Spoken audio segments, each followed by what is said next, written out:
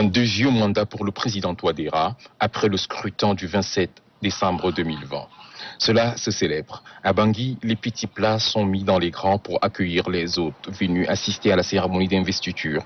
À l'aéroport international Bangui Mpoko, le ministre des Affaires étrangères de la République centrafricaine, Sylvie Baipotemon, accueille la délégation.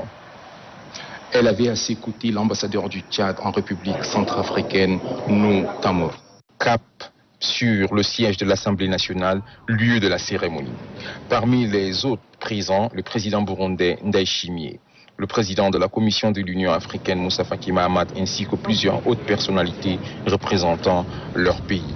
Le président de la République, le maréchal du Tchad Idriss Déby Itno, est représenté par le chef de la diplomatie tchadienne, Amin Abbas-Siddiq, en présence de ses invités, devant le président de la Cour constitutionnelle, main droite levée, Faustin Archange Touadéra prête serment selon la formule consacrée par la constitution de son pays. Moi, Faustin Archange Touadéra, je jure devant Dieu et devant la nation d'observer scrupuleusement la constitution de la République centrafricaine. L'homme est conscient des défis à relever.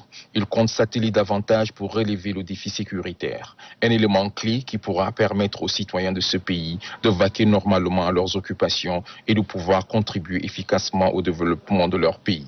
Bien évidemment, le défi sécuritaire passe par la réconciliation et le dialogue entre les fils de ce pays, a laissé entendre le président Touadéra.